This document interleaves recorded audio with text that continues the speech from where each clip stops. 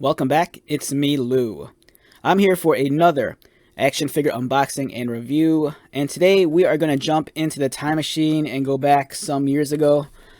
I don't remember the exact year this figure came out. I want to say at least maybe 5 or 6 years ago.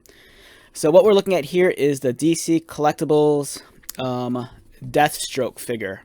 So this represents Deathstroke as portrayed by actor Manu Bennett in the CW Arrow television show.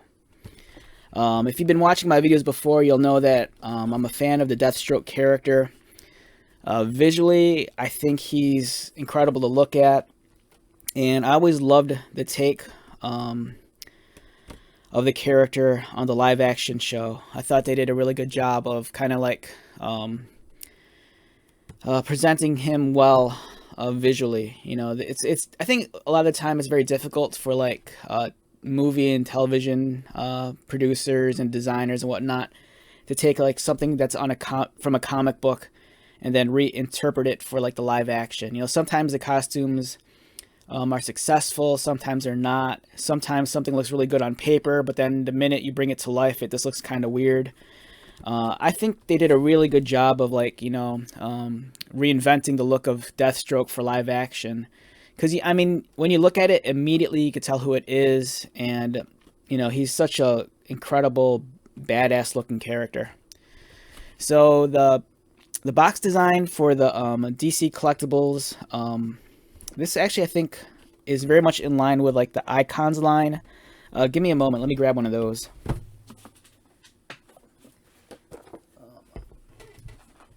Alright, so I don't necessarily have the... I'm not sure if this is considered an Icons, but a lot of the DC Collectibles packaging from like a few years back, they're always kind of... is nice because there's a nice uniformity to them. They all kind of shared, you know, very similar box design. You know, it was almost like universal across the board. The box dimensions were always kind of the same and consistent as was the window. The graphic design and the box art was very elegant and classy. It wasn't overdone. So it's just nice if you're a mint in-box collector, or if you're a collector who likes to remove the toys from the box, then you know, put them back in the box. The DC Collectibles stuff is always really fantastic. So yeah, dig these a lot. And if you're curious, I'll be doing future reviews on these two figures as well. But for now, we're going to take a look at Deathstroke. Beautiful photography on the side. That looks great. And I think this is the actual actor. For a second, I wasn't sure if this was a toy or if that was the actor. But I think this is the actor, actually. Other figures in the wave include figure number 1, Oliver Queen. Then we have Canary, Deathstroke, and Arrow. If you're a fan of McFarlane's toys and his DC Multiverse line of action figures, they actually made a Arrow figure in the earlier waves, maybe like two and a half years ago. That figure, it's a little bit pricey on the secondary market, but I think it's well worth the purchase. It's a figure that I'm kind of on the hunt for, but you know, I just want to find it for a decent price. Especially now since I have the Arrowverse Flash figure. You know, I kind of feel the need to go back and get the Stephen Amell Arrow. Alright, so let's take this guy out.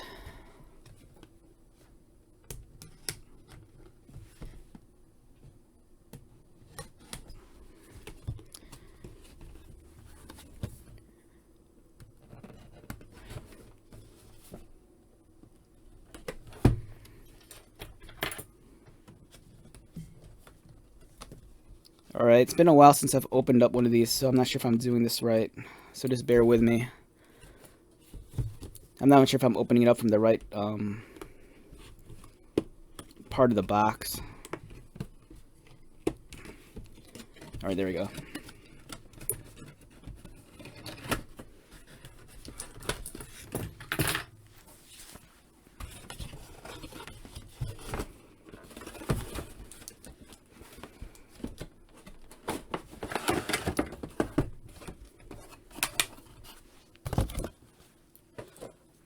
All right, so the presentation of these toys, like I said, you know, it's very, it's almost kind of classy and elegant. They use a lot of white space to like kind of like really put a lot of emphasis on the character, especially with the contrast. I love how they give you a backdrop, you know, kind of like really puts you in the actual like world of Arrow. So it's kind of cool that we have that.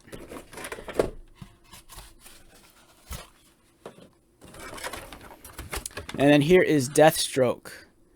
As you can see in the tray, it comes with some additional accessories. You have a small knife. You have like a combat knife, a much larger one. You have a katana, sword, and he also has a pistol.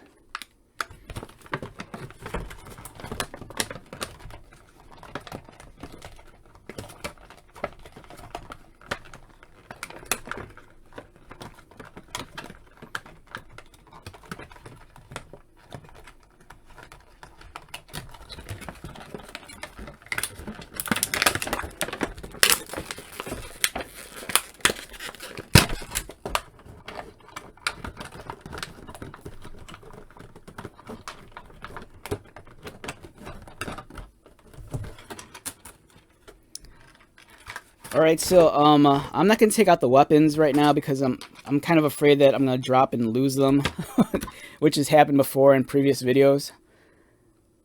So here they are. They're really well done. The pistol looks great, as does the katana blade. And he does have sheaths for the knives. Let me go find them real quick. Alright, so on the back, he has a sheath for the katana. On his bootstrap, he has a sheath for one of the knives. And then he has a holster here for his pistol. And then the larger combat knife. Let me see if I can find where you store that. I'm not sure if there is anywhere you can store it on his body. Alright, so let's take a look at the figure.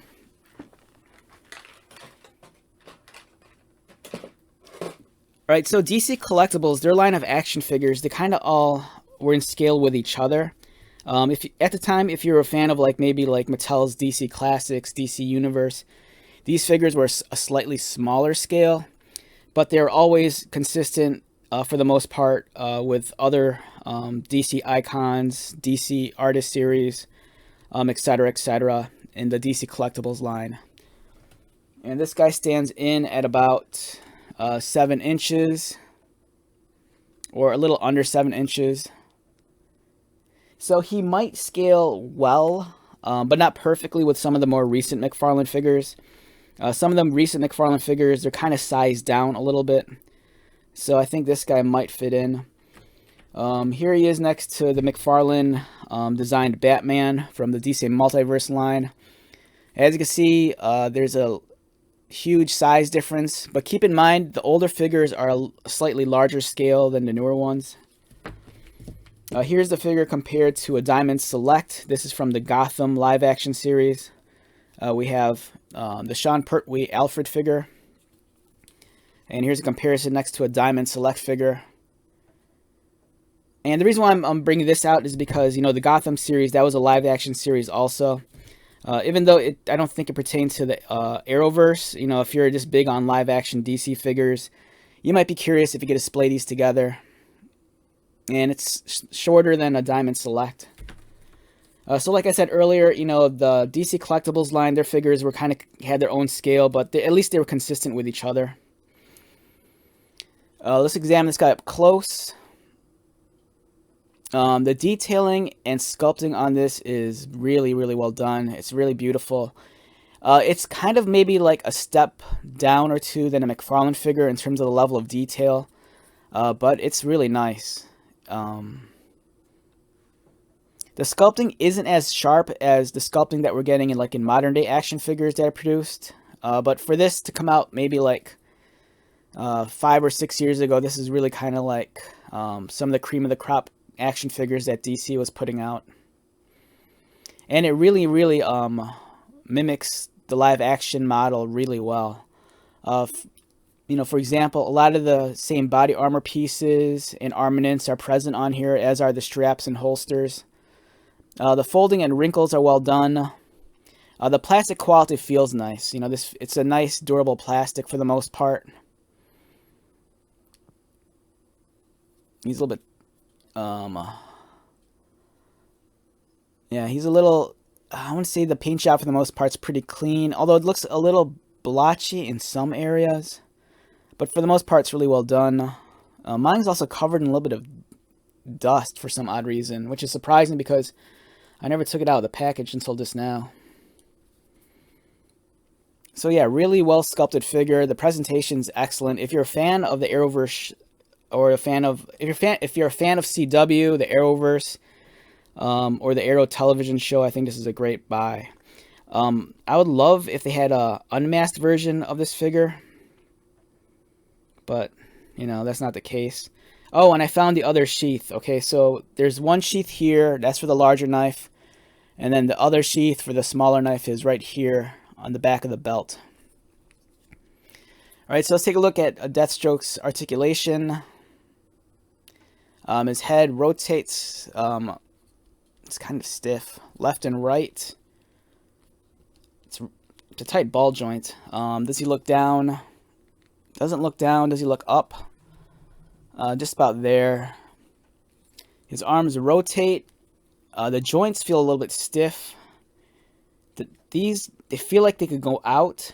It feels like the articulation is there for it to go out like this way. But as I lift it up, the shoulder armor is kind of colliding with this piece right there. So the articulation is kind of limited. There is no bicep cut, but he does bend and swivel at the elbow, which is all right. You know, it's kind of almost, it's almost seamless. You know, it's a pinless joint, so you don't see the pin. And for the most part, it's kind of clean. You know, it's not unsightly, and you know, the joint's not very exposed, except for this part right there. The wrists are articulated as well. He has a cut, I believe, mid-torso, so it allows to swivel. There is no waist swivel, unfortunately. You know, that's kind of the compromise. His legs kick up about there, and then do they kick outward? Yeah, they kick outward. Let me see on both sides. Yeah, so you're gonna get this amount of motion. Double pinned knees, ankle articulation, and there is no toe articulation, so that's pretty much it. Yeah, overall it's a solid figure. Now keep in mind, this is an older action figure. He's going to cost a little bit more on the secondary market. You know, I'm hoping that, you know, McFarlane, you know, provides this version of Deathstroke as an action figure. Because they already gave us the Stephen Amell Arrow. They gave us the Stephen Amell Arrow figure, you know, years ago, and then recently they gave us the CW Flash. So it seems like, you know, if they're starting to do more live action figures from the CW, it seems like it's kind of like a no-brainer to do Deathstroke. Deathstroke's a very popular character. He's always a really popular action figure, and this is awesome. I dig this a lot. I think it's cool. It's awesome. In terms of posability, you know, he's a little bit stiff. Like I said, his articulation, even though it's there, it's kind of limited. This to me feels more like a display piece than like an actual toy to handle. If you're into action figure photography, even though this thing's beautifully sculpted, the posability, this feels kind of limited. So I think that's like the only like downside to the figure, is that you're not going to be able to get him in a lot of the crazier poses that you could do with like a modern action figure. But, you know, you can't argue against the detailing in the presentation because it's really, really well done. Alright, so with that being said, let's wrap this one up. Once again, my name is Lou. If you're new to my channel, welcome. If you're a returning viewer subscriber, thank you so much for your continued support. I greatly appreciate it.